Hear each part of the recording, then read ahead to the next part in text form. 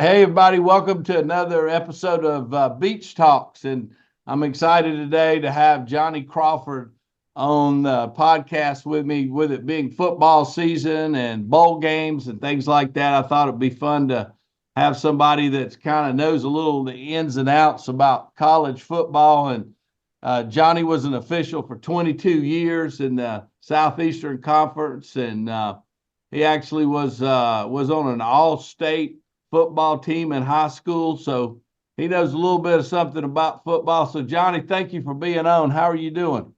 Thank you, Steve. Doing well. Looking forward to it. Well, hey, tell me a little bit. I noticed all those officials got different little letters on their jackets and stuff. Like, I don't know, like a linesman, a referee. I mean, tell me what each one of those guys' responsibility is. Okay, well, in college football, we use 8 officials on the field. And basically everything I'm talking about tonight on this particular podcast will be college football. There are some similarities, but there are a lot of differences between college and NFL. The 8 officials in college football is a referee. He's the white hat. He's back in the offensive backfield. He's looking for roughing the passer. And then he's also keying on the tackle on his side, watching for holding. Back there in the offensive backfield with the referee is the center judge. He has the C on his back. He's also basically doing the same responsibilities that the referee has. Then you can go to the umpire. He has the U on his back. He's lining up on the defensive side of the ball with the linebackers. He's looking for the offense moving early, the defense making contact early, holding on the offense, and just anything that kind of goes on there in the line of scrimmage. The position I worked was an H. That was a head linesman. And then opposite of me is the line judge. We both basically have the same type of responsibilities. We're looking at the formation as the offensive team breaks the huddle. We're seeing where everybody lines up. And then every official, once the offense takes their formation, every official has a key that he's looking at.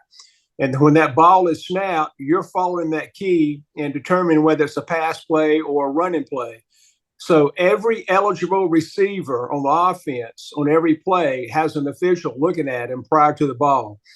But my position, the head linesman, and then the line judge opposite of me, we're basically doing the same responsibilities. We're watching the line of scrimmage.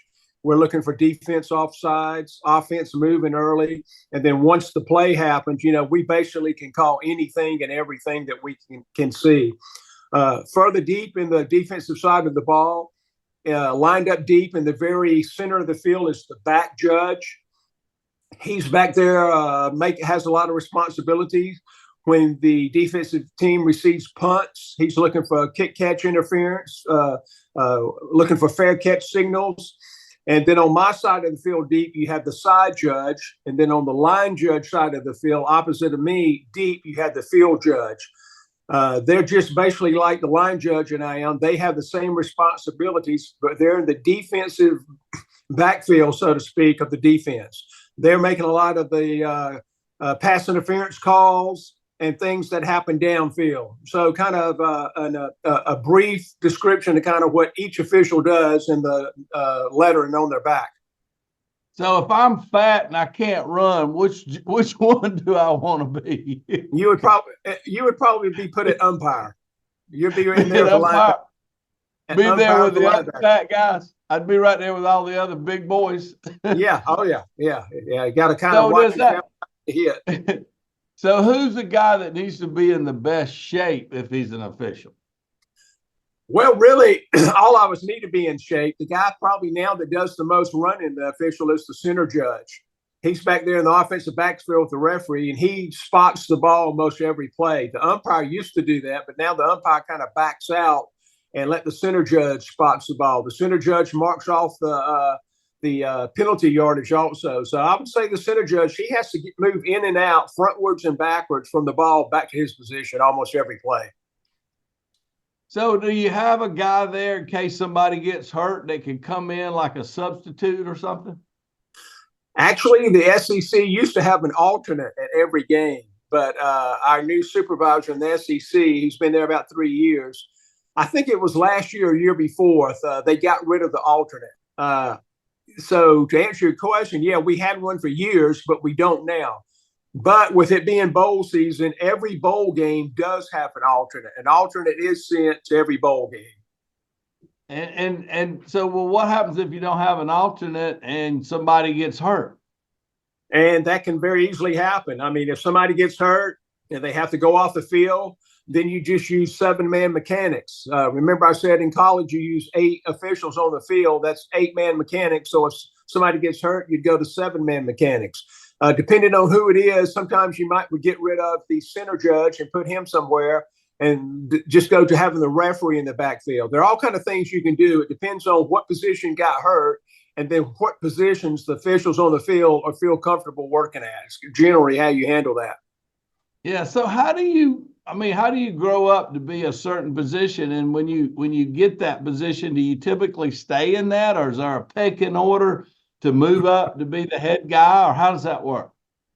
Usually, like when I started in high school, I started as a head linesman. I've been in that position my entire career.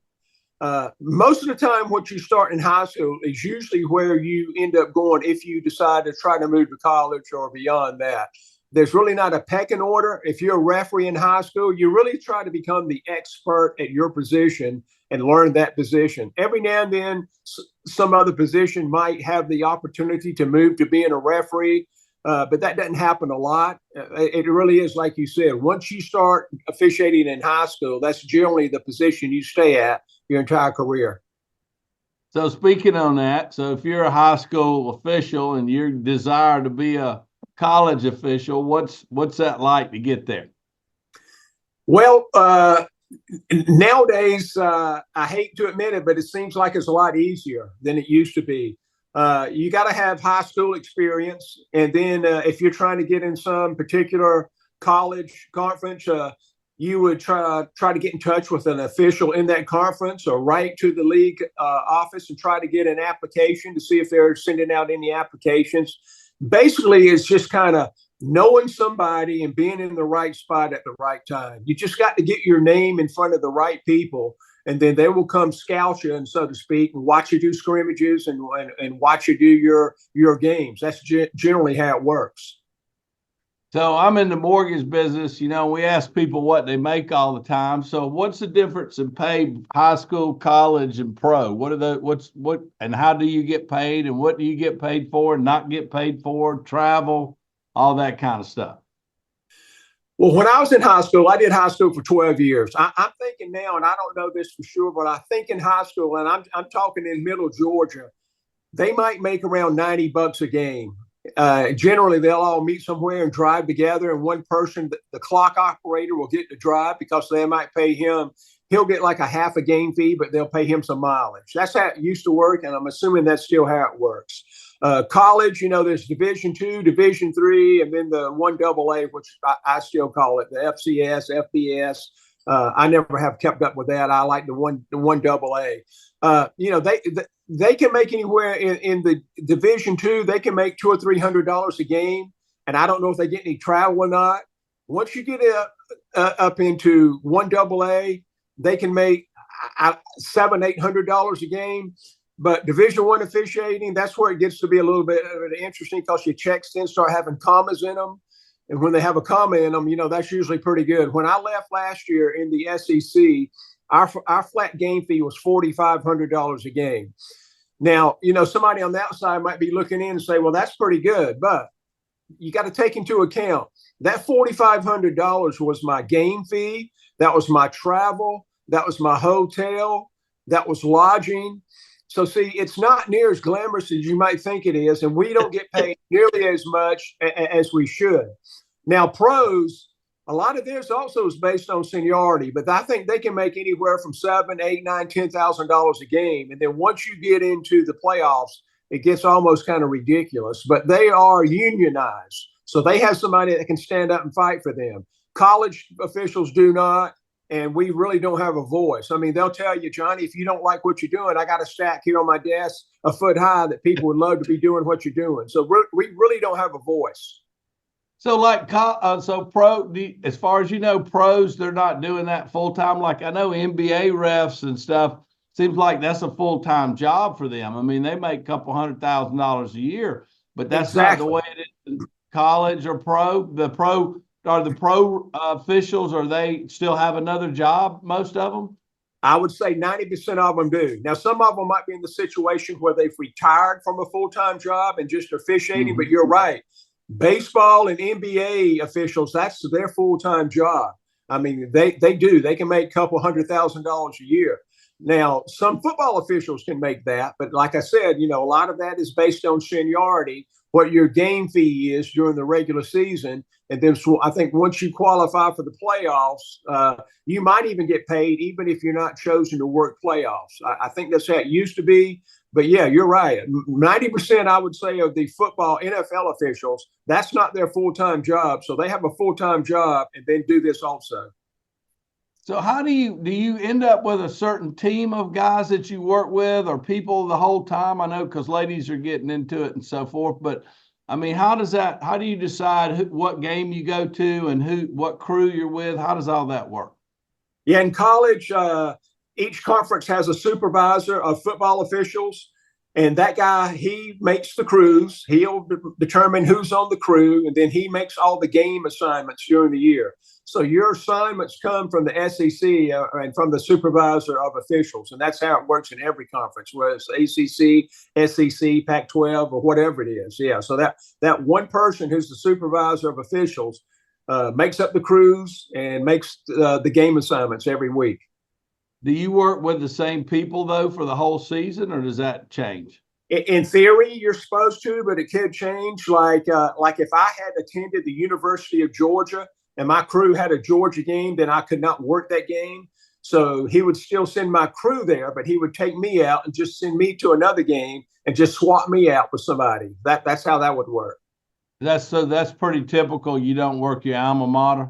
Oh yeah, that's a given. Yeah, that or if your wife or spouse went to that school, or if you have kids attending that school, yeah, you don't do that. So you have to report all of that, so they know. Like if your daughter's headed to UGA, they know that, huh? Yeah.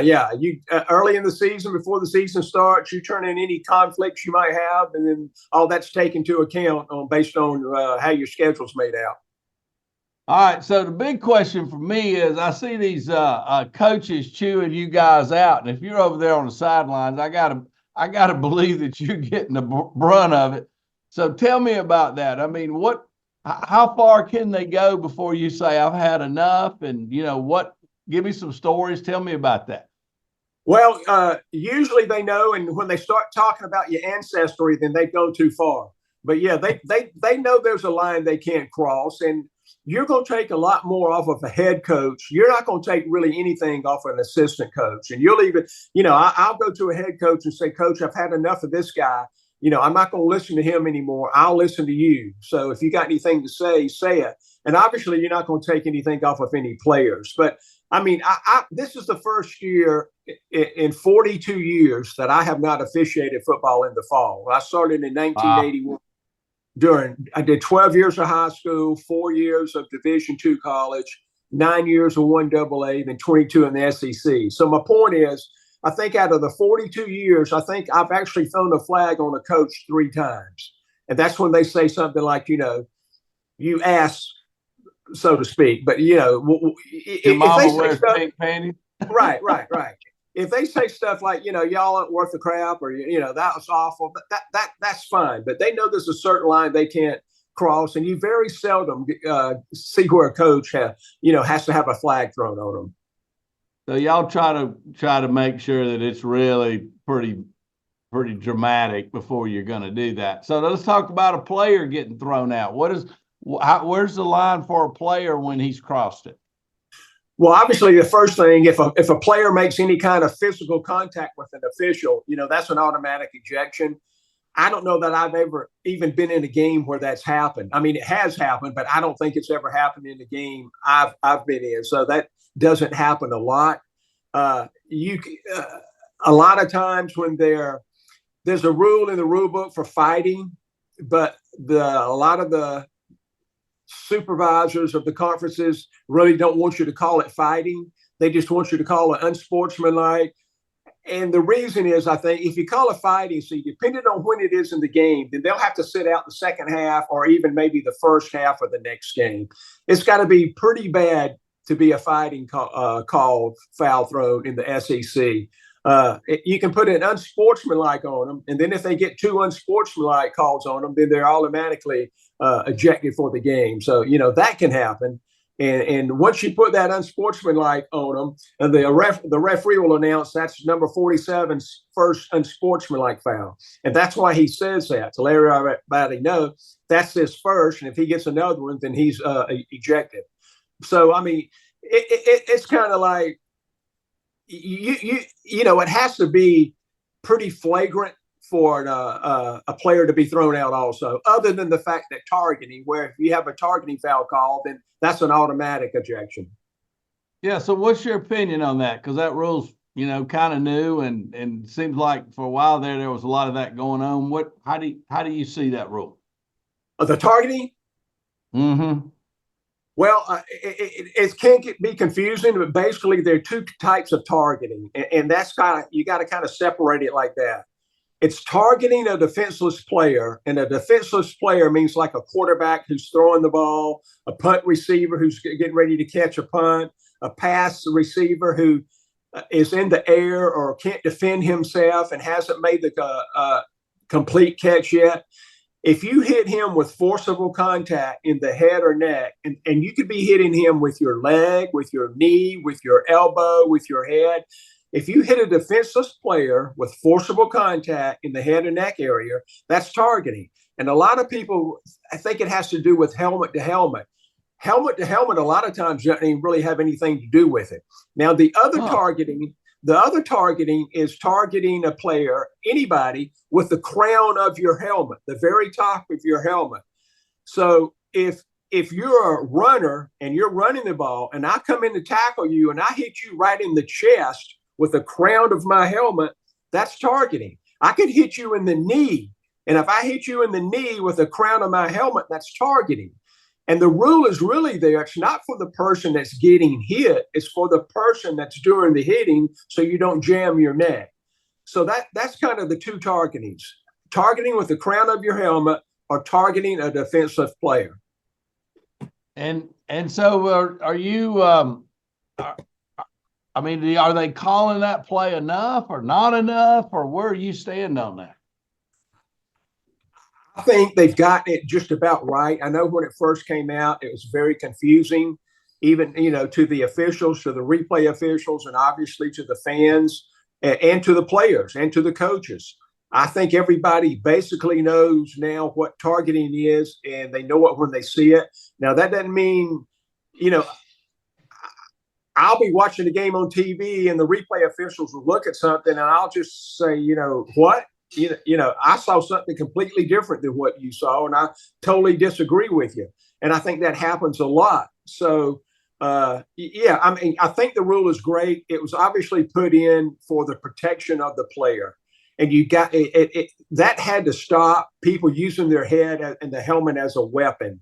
Yeah. And I can stop all targeting tomorrow if you want to know. I can stop it all tomorrow, but I'm being facetious, but they'll never do it. Take the face mask off the helmet. I mean, I'm serious. They won't be sticking their head in there anymore. But that would stop it tomorrow. But like I said, that might mess up that NIL contract. That's right. That's right. Disfigurement. Well, so is I forgot. I was going to ask you something about spearing.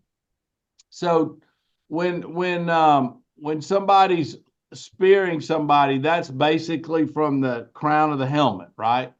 Yeah, and just to be official and technical, there's not. You'll hear that term used, but that's not in the rule book. Yeah, targeting with the crown of the helmet is if I hit you anywhere on your body with the crown of my helmet, that could be targeting. Okay, now tell me about. Go ahead. Well, I was just going to say that's what makes it so, I guess, judgmental sometimes, because you got to watch the replay. And did he hit him with this part of the helmet or the crown of the helmet? Now, you're taught as an official, if there's any doubt on your mind on the field, to throw the flag because it happens so quick, boom, boom. They want you to throw the flag and then they'll review it. If it's not targeting, it's no big deal. They'll just pick the flag up. But yeah, I've had plenty of times where I've thrown it saying it's targeting, and then they review it, say, no, it's not targeting. But that's the process they want. They want you to throw it, and then they'll take it off if they need to. All right, so tell me about the replay official. So what's this? Is that somebody there at the game? Is it somebody somewhere else? And who is that person? The replay officials, and I'm talking for the SEC now, but most of them do the same process. The replay official, you have a replay official and an observer at the stadium, physically at the stadium in their own little press box. Then back in Birmingham, you have collaborative replay.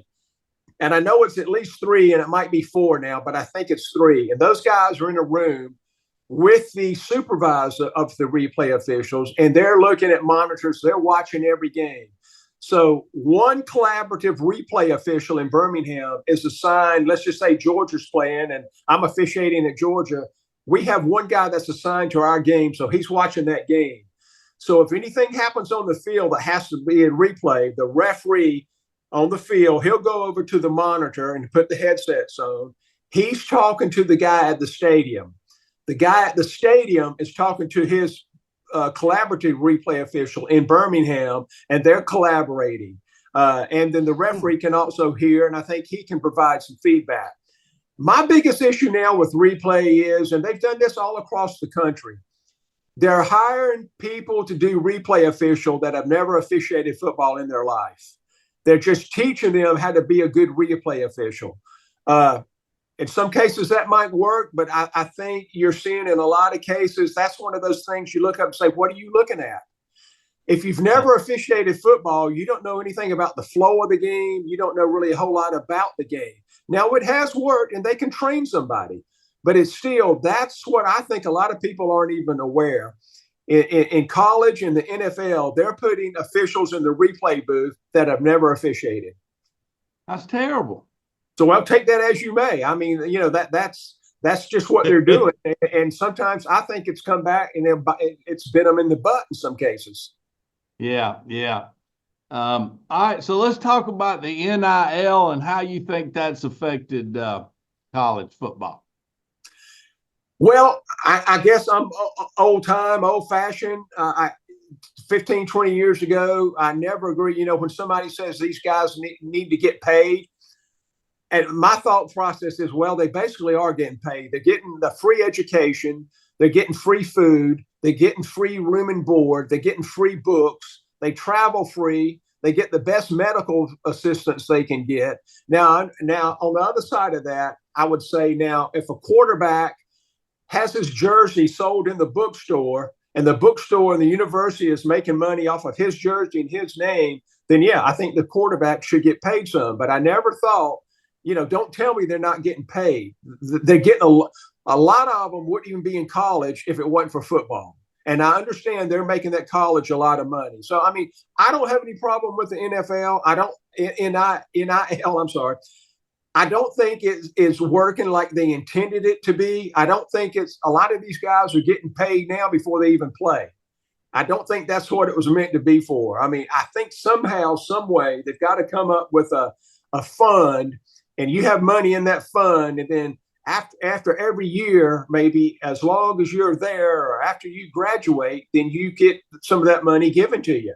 Every year or something, you can have some money taken out of that fund or something like that. I just don't think the way it's working now is how it was intended to be at all. Yeah, it kind of does. It makes you wonder. I mean, do you feel like that's really a big situation for schools and kids deciding where they're going to go to school? Oh, yeah. And that's why they leave a lot of schools. I think I saw today where on sports radio, I don't know if it's a quarterback from Ohio State left and went to Syracuse. Yeah. And I mean, they're saying why? The only reason has to be NIL. I mean, that's what they were saying. I don't know why he left, but you know, it's just a lot of guys are getting they're paying them before they even play. And Yeah. I don't think that was how it was intended to be. So where does that money coming from? Is it mostly coming from boosters and stuff, you think? I think it all comes from boosters. Yeah, I don't know all the ins and outs of that, but yeah, I think it all comes from boosters. I don't think any of it comes from the school. It's by boosters, and they put it in a fund, and then I guess the school can do with it what they want to do. I don't know how that works, but that's how I think it works. It comes from boosters, and then the school handles the money. So you got the SEC, and it's growing. Schools are coming in. How do you feel about that? Well, I think we've just seen that all across the country. Some conferences are getting better, and some of them are just absolutely disbanding altogether. I think it was a good move bringing in Oklahoma and Texas next year. Basically, you could have Alabama and Texas playing for the national championship. You can really say, well, that's two SEC schools playing for the national championship, even though they're not in this year, but they basically are. So I think it's going to be, it's almost like it's the survival of the fittest. The strong get stronger and the weaker have to hold on. And I know a lot of the smaller schools, they're going to be hurt if they don't get to play some of these schools because of that. That's how they make a lot of their athletic budget, by getting these big payouts from these schools. So hopefully some of that can hang along, but then a lot of people don't like those type of games either, because, if you're a ticket buyer at Georgia or whatever school you might be, you want to see the good matchups, not your school playing some of the smaller schools where the games don't really mean anything, and what the outcome generally is going to be.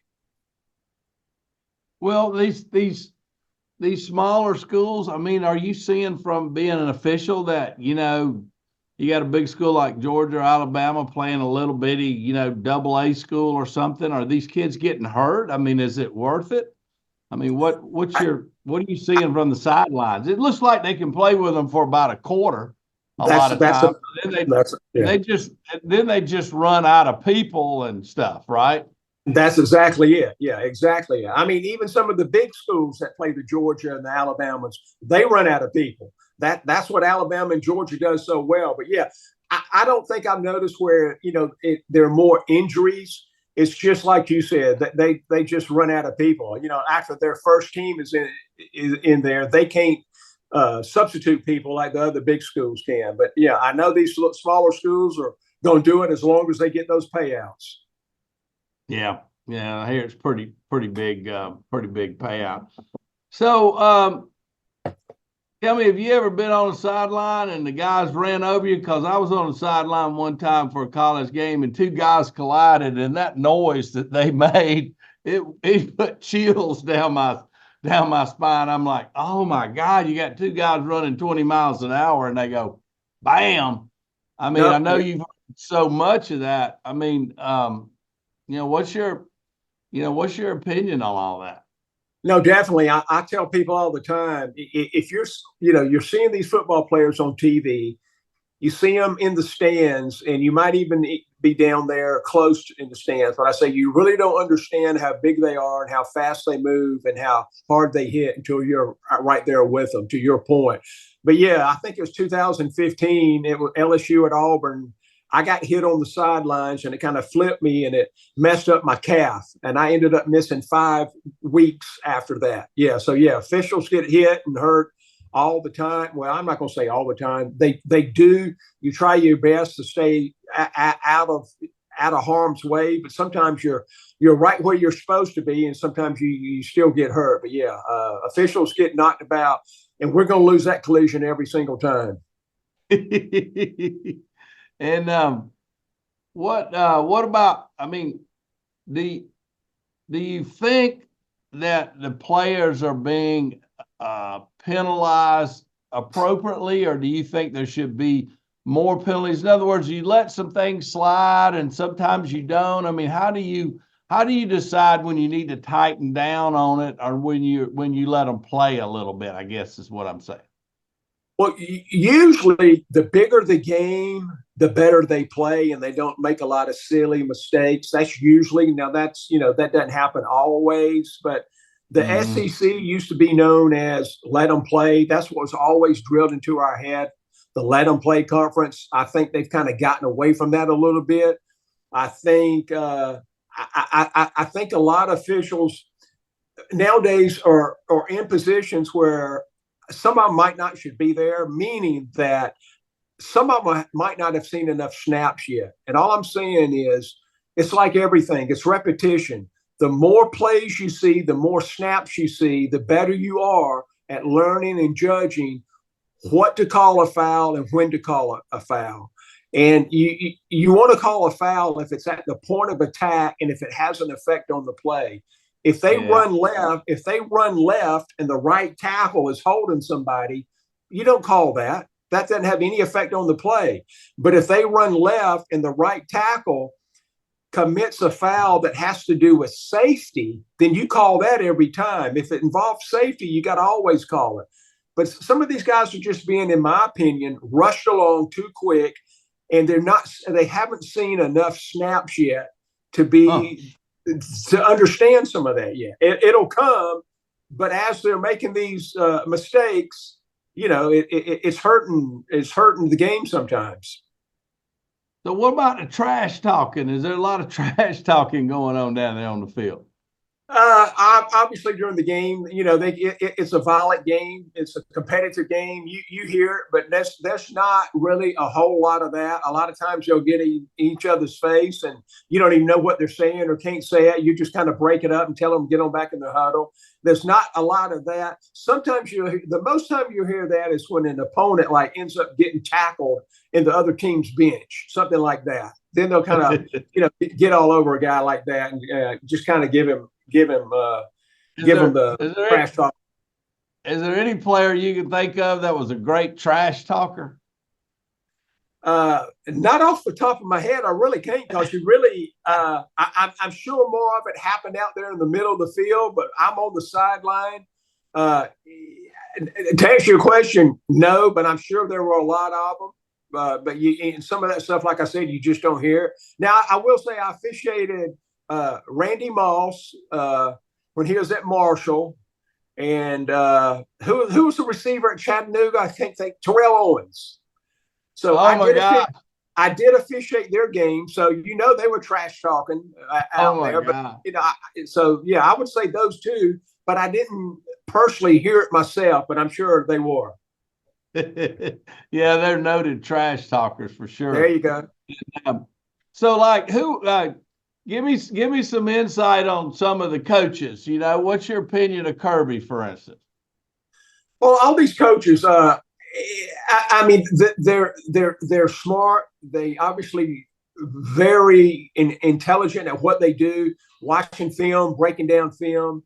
But I do tell people a lot of times, I say, and I know I just said they're smart, but I say they're not. Sometimes during the game, they're not as smart as you think they are. I mean, I can just see instances where, and I'll cut up with people. They want to fuss at us, and then I'm sitting there thinking it's 3rd and 22, and you call a draw play. Okay, I get that.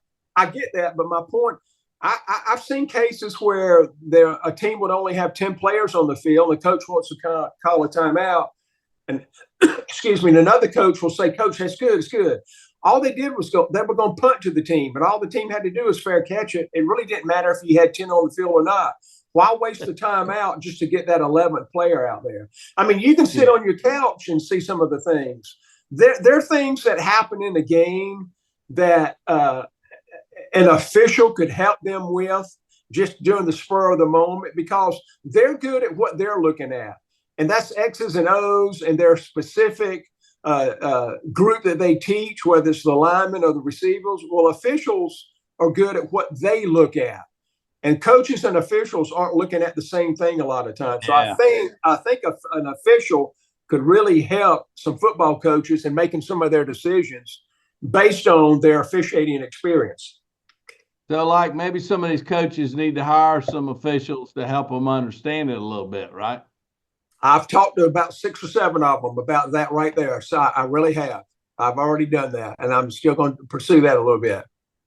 Well, I'm just dying to know. Are there certain coaches that were funner to be around than other coaches? Who was like a great who who was really, let's say, a gentleman in his conversation with you on the sideline? Oh yeah. I mean, two good guys to be around, Orgeron and Les Miles. And they both, Really?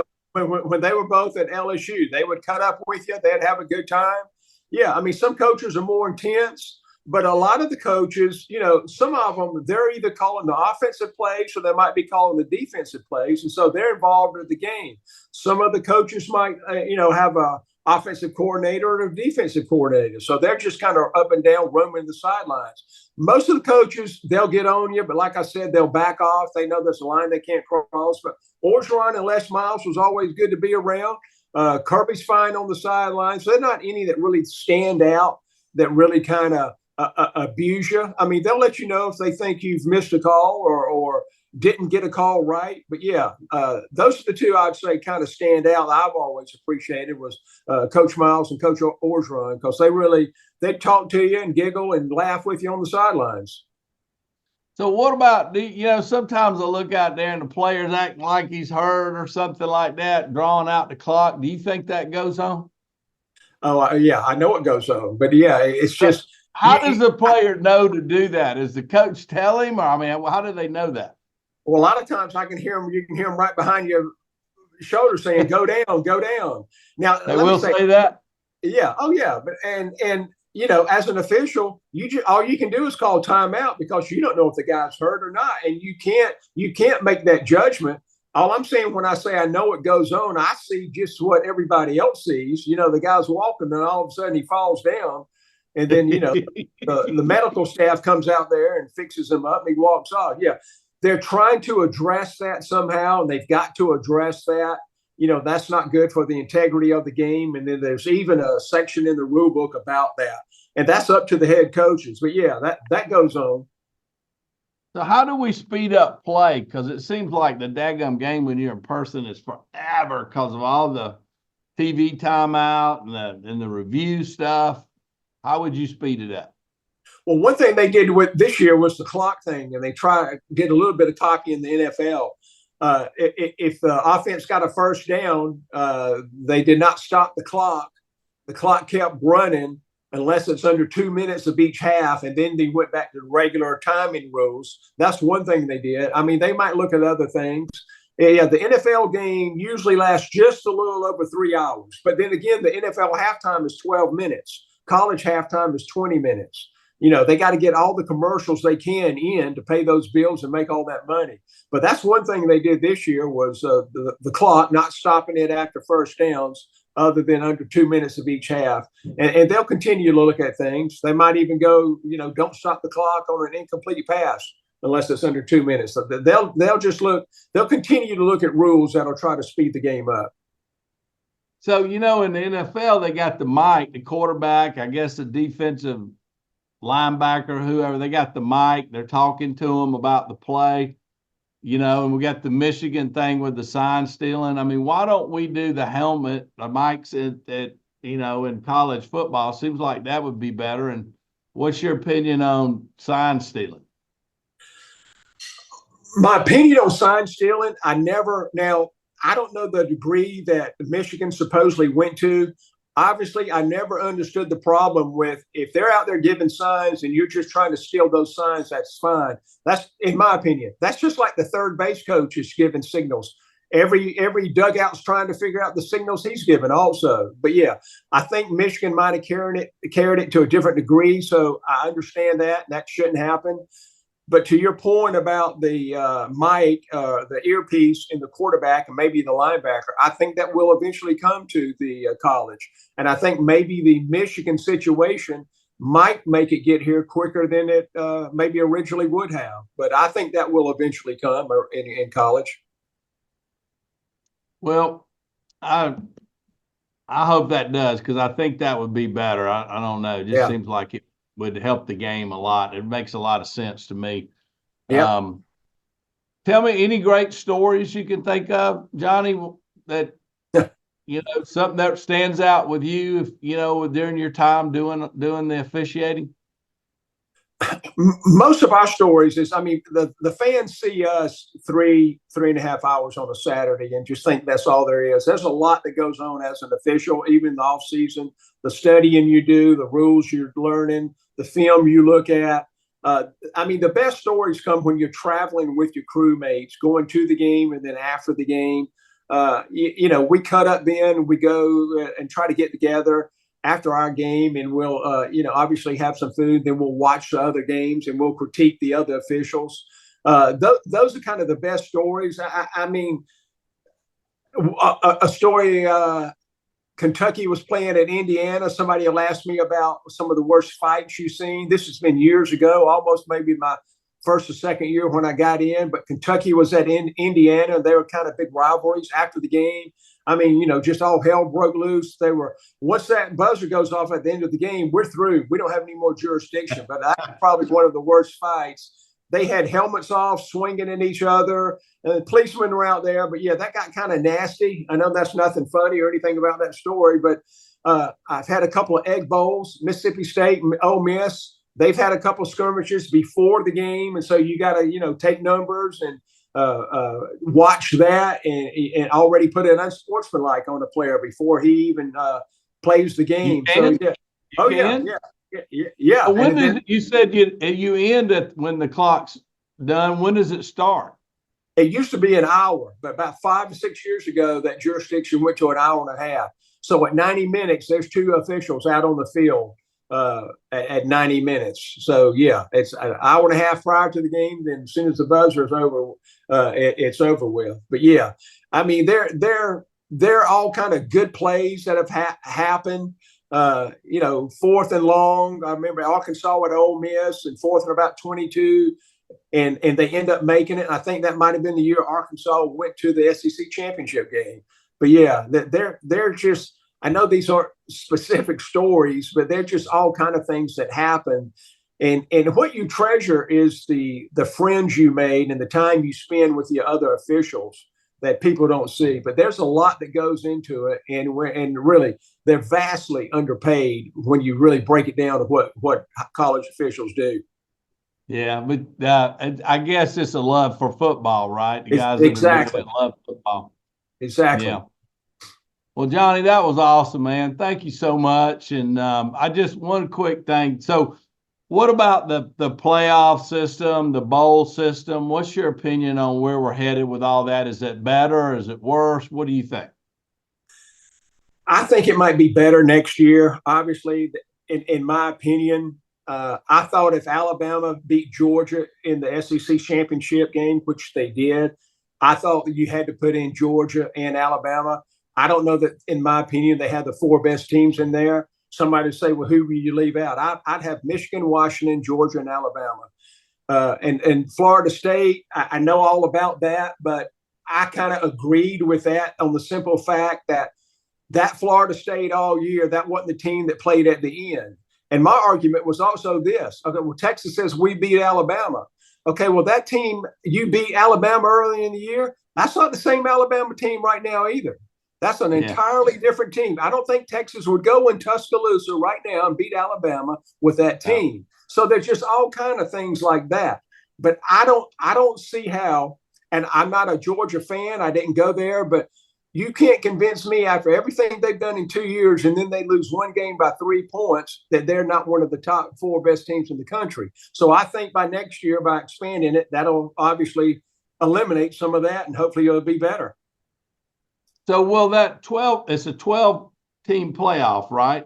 Right.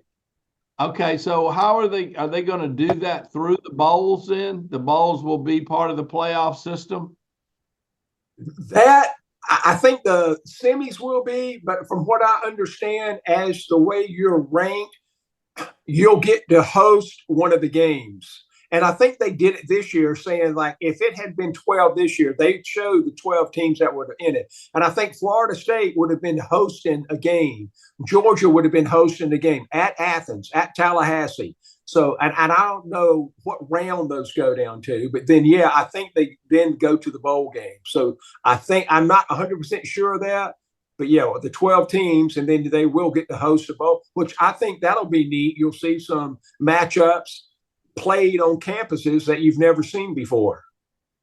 Yeah, that'll be cool. That'll bring out the people for sure. Oh yeah. All right, Johnny, thank you so much, man. I really appreciate your time and everything, and appreciate you doing what you did for the SEC. I think that's awesome. It's kind of in a little bit of way. It's kind of like a sports policeman, you know, a little bit of that kind of job.